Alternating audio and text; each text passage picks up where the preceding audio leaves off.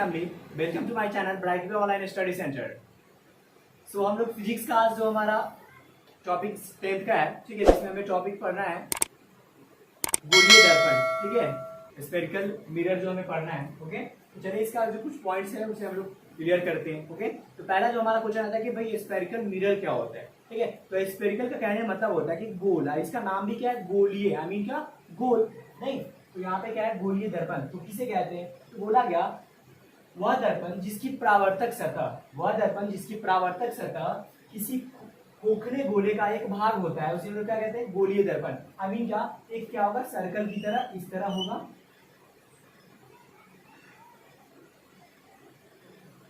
इस तरह, मतलब क्या है, ये होंगे। अब इसका परावर्तक सतह हो सकते हैं ना,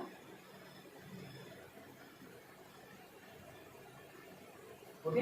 तो इसका मतलब एक परावर्तक सतह यहाँ भी है और एक परावर्तक सतह यहाँ भी है, ठीक है। मतलब क्या, तो इसीलिए मतलब परावर्तक सतह के अनुसार यहाँ पे क्या देखा सकता है कि गोलीय दर्पण जो हो सकते हैं कितने प्रकार के हो सकते हैं, दो प्रकार के। एक तो देख रहे हैं कि यहाँ पे परावर्तक सतह हो रहा है हमारा ये वाला, और एक परावर्तक सतह हमारा हो रहा है यहाँ पे, नहीं मतलब एक तो उठा हुआ है और एक अंदर मतलब बाहरी सतह, मतलब एक बाहरी सतह और एक मतलब भीतरी सतह पे है, नहीं। तो हम लोग कह सकते क्या कि जो गोलीय दर्पण है कितने प्रकार के होते हैं, दो प्रकार के होते हैं। गोलीय दर्पण कितने प्रकार के होंगे, दो प्रकार के होंगे। कौन कौन, अवतल दर्पण और उत्तल दर्पण। अवतल दर्पण को इंग्लिश में हम लोग क्या, कनकेव मिरर कहते हैं, और उत्तल दर्पण को हम लोग क्या कहते हैं, कन्वेक्स मिरर कहते हैं। ओके, तो चलिए एक बार फिर से मैं इसको बताता हूँ। बोला गया कि वह दर्पण जिसकी परावर्तक सतह किसी खोखले गोले का एक भाग होता है, मतलब खोखले गोले का मतलब क्या, ये खोखला होगा, अगर अंदर इसमें पैक होगा तो फिर इसका परावर्तक सतह अंदर में तो नहीं बन पाएगा, तो इसलिए बोला गया यह खोखले गोले का एक भाग होता है, ठीक है। नेक्स्ट में बताया कि ये दो प्रकार के होते हैं। गोलीय दर्पण कितने प्रकार के होंगे, दो प्रकार के होंगे। कौन कौन, अवतल दर्पण और एक उत्तल दर्पण, ठीक है।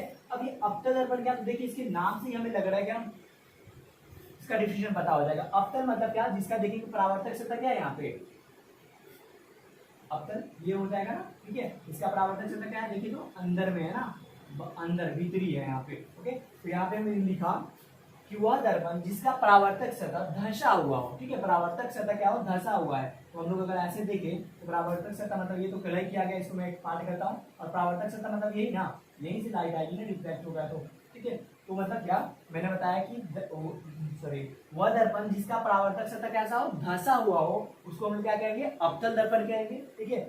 और इसके लिए किया गया कि अगर हम लोग अवतल दर्पण बनाना होगा तो इसकी कलई किधर करेंगे, तो यह बोला गया कि यह जो होगी बाहरी सतह को कलई करने पे बनती है। मतलब क्या कि अगर जैसे ये मैंने यहाँ पे है तो कौन सी सतह को हम लोग कलई करेंगे, बाहरी सतह को कलई करेंगे, तब ये भीतरी में बनेगी ना, ठीक है। क्योंकि इसका धंसा हुआ होता है अंदर, एक भीतर में बनता है। क्या, कहाँ बनेगा ये, भीतर में, मतलब ये वाला जो भाग होगी ना, ये इसकी कौन से दर्पण हो जाएगा, अवतल दर्पण। तो इससे लिखा गया यह बाहरी सतह को कलई करने पे बनता है, ठीक है। और इसका अगर हम लोग डिफिनेशन देना होगा हमारा क्या, उत्तल दर्पण को, तो हम लोग यहाँ पे दे सकते हैं ना। यहाँ पे क्या गया कि वह दर्पण जिसकी परावर्तक सतह क्या है, धंसा हुआ है। उत्तर में क्या बोल देंगे हम लोग, वह दर्पण जिसका परावर्तक सतह क्या होगा, उठा हुआ होगा, ठीक है। क्या होगा, उठा हुआ होगा, उसको हम लोग क्या कहेंगे, उत्तल दर्पण कहेंगे। और यहाँ पे यह बाहरी से मतलब कलई करके बनेगा, तो कहाँ से बनेगी, इसको हम लोग क्या करेंगे, अगर अंदर कलई करेंगे तो बाहर की तरह इसका सतह बनेगा, ठीक है। तो ये समझ सकते हैं उत्तर के लिए। हम लोग देखते हैं उत्तल दर्पण का डिफिनेशन मैंने बोल दिया, यहाँ पे लिखा हुआ है, देख लीजिए। उत्तल दर्पण मैंने बोला था कि कन्वेक्स मिरर का डिफिनेशन क्या होगा,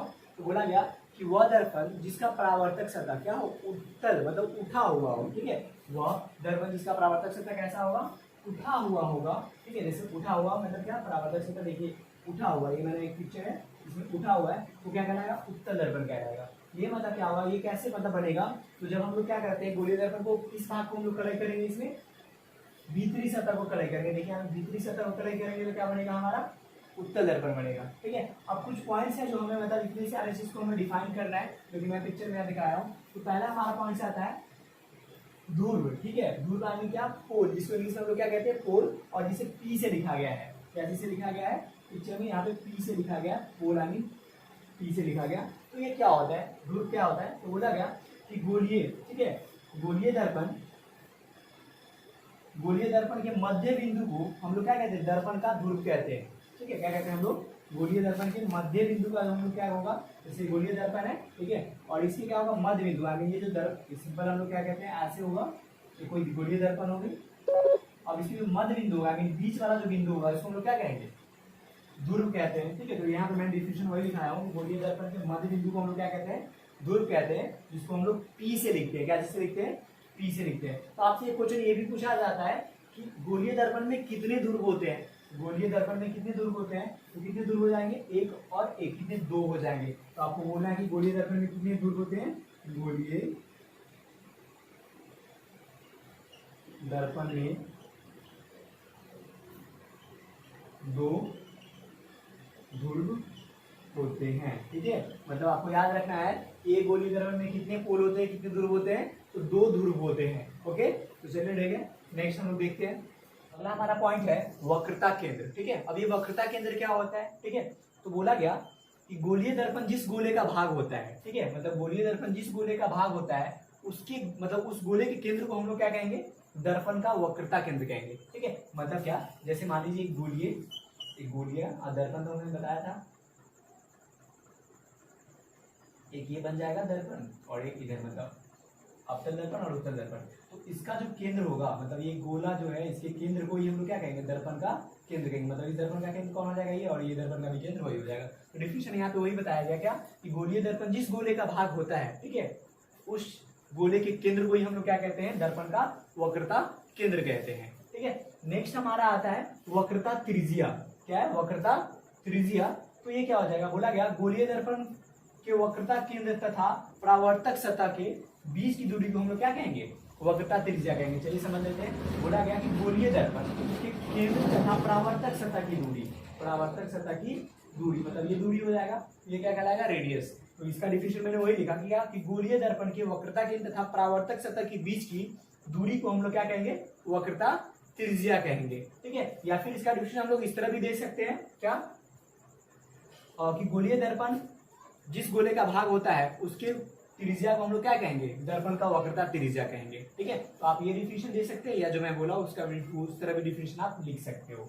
नेक्स्ट आता है हमारा प्रधान या मुख्य अक्ष यानी प्रिंसिपल एक्सिस। ये क्या होता है, तो बोला क्या गया कि गोलीय दर्पण के ध्रुव तथा वक्रता केंद्र को मिलाने वाले सरल रेखा, सरल यानी सीधी रेखा को हम लोग दर्पण का प्रधान या मुख्य अक्ष कहते हैं, ठीक है। चलिए पिक्चर में आपको समझाता हूं। बोला क्या गया कि गोलीय दर्पण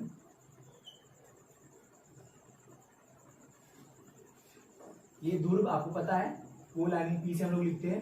तो बोला क्या गया कि गोलीय दर्पण के ध्रुव वक्रता केंद्र को मिलाने वाली, ठीक है, मतलब ये ध्रुव है और ये वक्रता केंद्र, इसको मिलाने वाली सीधी रेखा है ना, इसी को हम लोग क्या कहेंगे, प्रिंसिपल एक्सिस आई मीन प्रधान या मुख्य अक्ष। तो समझ में आ रहा है ये वाला, ठीक है। मतलब ये क्या कहलाएगा, मुख्य अक्ष कहलाएगा। तो डिफिनेशन एक बार मैं फिर से दोहरा देता हूँ। गोलीय दर्पण के ध्रुव तथा वक्रता केंद्र को मिलाने वाली सरल रेखा को हम लोग क्या कहेंगे, प्रधान या मुख्य अक्ष कहेंगे, ठीक है। नेक्स्ट हमारा है फोकस। अब ये फोकस क्या होता है देख लेते हैं। तो फोकस का डिफिनेशन दिया गया, यहाँ पे थोड़ा सा केयरफुल होना पड़ेगा, आपके एग्जाम में पूछा जाता है फोकस, ठीक है। कभी हो सकता है लिख देगा अवतल दर्पण की फोकस, और कभी हो देगा पूछेगा कि उत्तल दर्पण का फोकस। और डायरेक्टली अगर आपसे फोकस पूछे तो इसका डिफिनेशन हम लोग क्या देंगे, और उत्तल का पूछेगा तब क्या देंगे, अवतल का क्या देंगे, चलिए हम लोग क्लियर करते हैं। पहले तो हम लोग फोकस का डिफिनेशन जान लेते हैं। बोला गया किसी दर्पण के मुख्य अक्ष के समांतर, ठीक है, किसी फोकस का मुख्य अक्ष के समांतर आती किरणें परावर्तन के बाद, ठीक है, परावर्तन के बाद जिस बिंदु पर मिलती है या मिलती हुई प्रतीत होती है, यहाँ पे दो कंडीशन है, ठीक है, कि मिलती है या मिलती हुई प्रतीत होती है, उसे हम लोग क्या कहेंगे, फोकस कहेंगे, ठीक है। तो यहाँ जब आपको डायरेक्टली फोकस का डिफिनेशन पूछेगा तो आप ये एग्जाम में दे सकते हो, मतलब इसका डिफिनेशन लिख देंगे, किसी दर्पण के मुख्य अक्ष के समांतर किरणें परावर्तन के बाद जिस बिंदु पर मिलती है या मिलती हुई प्रतीत होती है उसको हम लोग क्या कहेंगे, फोकस कहेंगे। लेकिन जब से आपको कंडीशन, ठीक है, क्योंकि यहाँ पे मैंने देखा कि दो कंडीशन है, मिलती है या मिलती हुई मतलब हो सकता है मिलेगा भी या प्रतीत मीन आवाज भी होगा। तो इसी कंडीशन पे क्या होता है, इसका जो डिफिनेशन हो सकता है अवतल का भी होगा और उत्तल का। तो जब आपके एग्जाम में अगर पूछ दे कि अवतल दर्पण का फोकस क्या होता है, ठीक है, तो अवतल दर्पण का क्या होगा, पूरा डिफिनेशन वही लिखना है। मतलब क्या, देखिए किसी अवतल दर्पण के मुख्य अक्ष के समांतर आती किरणें परावर्तन के बाद बिंदु पर पक्का एकदम है कि मिलेगा ही, मतलब मिलती है, ओके, मिलती है, उसे क्या कहेंगे हम लोग, अवतल दर्पण का फोकस कहेंगे, ठीक है। फिर से एक बार समझाता हूं। बोला गया किसी अवतल दर्पण के मुख्य अक्ष के समांतर आती किरणें परावर्तन के बाद, ठीक है, बिंदु पर मिलती है, ठीक है, जिस बिंदु पर मिलेगी उस बिंदु को हम लोग क्या कहेंगे, अवतल दर्पण का फोकस कहेंगे। लेकिन अगर उत्तल का देना हो तो हमें क्या कैसे डिफिनेशन देंगे, तो बस इसी तरह क्या हो जाएगा, किसी उत्तल दर्पण के मुख्य अक्ष के समांतर आती किरणें परावर्तन के बाद जिस बिंदु पर मिलती हुई प्रतीत होती है, यहाँ पे क्या है मिलती है, बट उत्तल दर्पण में क्या होगा हमारा प्रतीत होगा, तो उसका डिफिनेशन आप लोग खुद से कर सकते हैं। क्या बोला जाएगा यहाँ पे क्या कि इसमें अवतल दर्पण में पक्का फिक्स है कि मिलेगा, ठीक है मिल जाएगी, आई मीन मिलती है, लेकिन ये उत्तल दर्पण में क्या होगा मिलती हुई प्रतीत होगी, ठीक है। तो उत्तल दर्पण का डिफिनेशन आप लोग खुद से लिखिए, ठीक है, थोड़ा इसी तरह। तो नेक्स्ट हम लोग देखते हैं फोकस दूरी, ठीक है।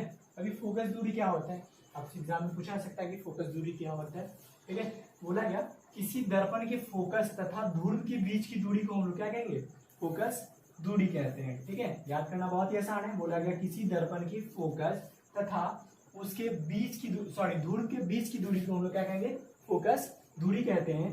फोकस दूरी को हम लोग क्या चीज से, स्मॉल एफ से लिखते हैं, क्या चीज से लिखते हैं, स्मॉल एफ से, मतलब फोकस दूरी को हम लोग क्या सूचित करते हैं, छोटा एफ से लिखते हैं, ठीक है। नेक्स्ट है हमारा मतलब जो एक संबंध जो कि एग्जाम में पूछा ही जाता है, बोला गया कि फोकस दूरी और वक्रता त्रिज्या में जो संबंध होता है, रिलेशन होता है, वो क्या होता है, तो फोकस दूरी और वक्रता त्रिज्या जो होता है, ठीक है, उसका संबंध होता है। बोला गया फोकस दूरी वक्रता त्रिज्या की आधी होती है, मतलब F बराबर R/2। इसे आपका न्यूमेरिकल भी क्वेश्चन पूछा जाता है, जो कि अगले वीडियो में हम पूरा क्लियर करेंगे, ठीक है। बोला गया F बराबर R/2, मतलब इससे हमें ये पता चल रहा है क्या कि फोकस दूरी जो होता है वक्रता त्रिज्या की आधी होती है, ठीक है। नेक्स्ट हमारा आता है, आपसे पूछा जाएगा एग्जाम में, ऐसे क्वेश्चन होते हैं कि अवतल दर्पण के प्रयोग बताएं या उत्तल दर्पण का प्रयोग बताएं, ठीक है। तो अभी हम लोग अवतल दर्पण के कुछ प्रयोग को लिखा गया यहाँ पे हजामती में, ठीक है। हजामती में हम लोग क्या करते हैं, अवतल दर्पण का प्रयोग करते हैं। आई मीन हजामती के मतलब जैसे दाढ़ी बनाने में या बाल काटने में। अब इसका क्यों करते हैं, क्योंकि आपको पता होगा हजामती में मतलब ये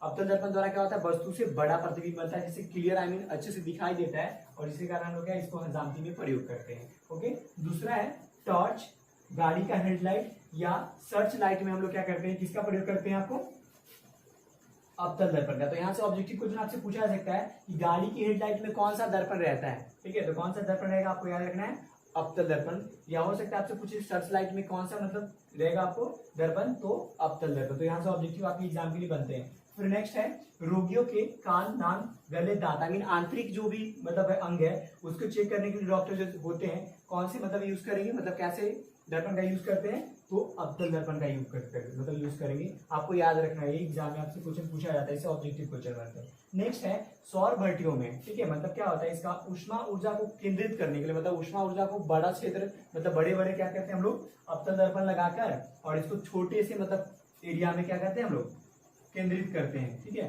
केंद्रित करने के लिए हम लोग इसका यूज करेंगे अवतल दर्पण का। तो यहाँ पे ढेर सारे ऑब्जेक्टिव क्वेश्चन बन रहे हैं। पहला क्वेश्चन की टॉर्च की कौन सा मतलब दर्पण होते हैं, तो अवतल। फिर ऐसा हो सकता है आपसे पूछेगा कि हेडलाइट में कौन सा होते हैं, तो अवतल, ओके।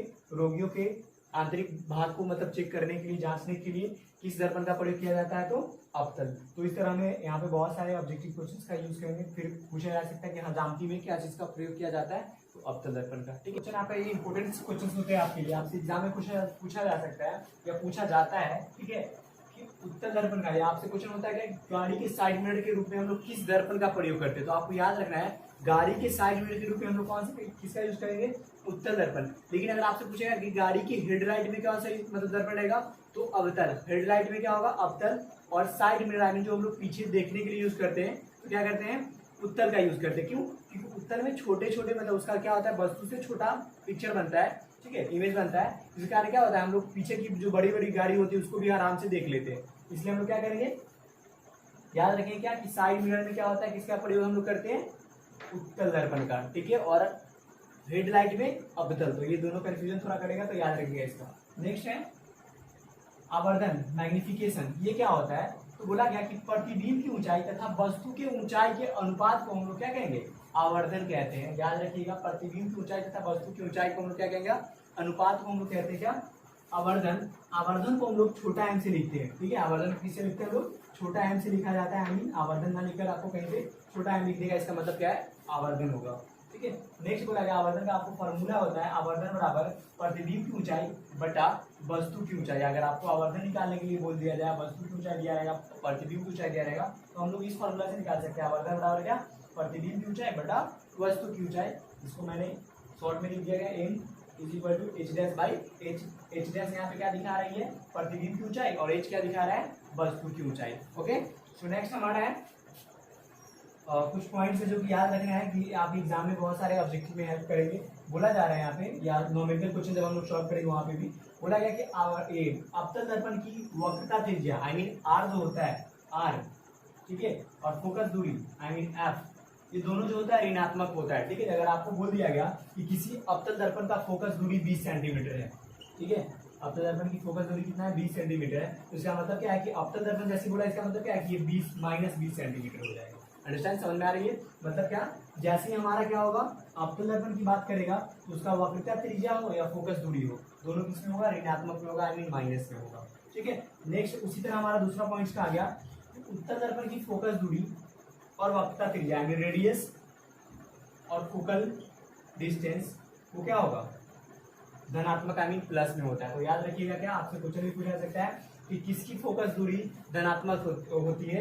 या आपसे पूछा जा सकता है कि अवतल दर्पण की फोकस दूरी कैसी होती है, ऋणात्मक धनात्मक, ऐसा कुछ भी। तो याद रखना है अवतल का वक्रता त्रिज्या और फोकस दूरी दोनों ही क्या होते हैं, ऋणात्मक, और उत्तल का वक्रता त्रिज्या और फोकस दूरी दोनों ही क्या होते हैं, धनात्मक। कैसा लगा मेरा आज का क्लास आप मुझे कमेंट सेक्शन के जरिए बता सकते हैं, और सब्सक्राइब कीजिए मेरा channel bright online study centre, ठीक है, और लाइक कीजिए, जिससे हमें क्या होगा, मोटिवेशन मिलेगा और मैं और इससे भी अच्छा और वीडियोस बनाऊं। ठीक है, और इस चैप्टर का मतलब जो हमारा वीडियोस होगा, जिसके मतलब नेक्स्ट होगा, उसमें जो आपके एग्जाम से रिलेटेड जितने भी क्वेश्चन होंगे, ठीक है, आई मीन प्रकाश का परावर्तन से, वो सारे के सारे मैं इंपोर्टेंट क्वेश्चन से क्यूज की तरह नेक्स्ट वीडियो में डालूंगा, जो कि आपके एग्जाम के लिए बहुत ही इंपॉर्टेंट होंगे। ओके, तो इसके लिए इस वीडियोस में आज के लिए बस दैट्स ऑल, थैंक यू।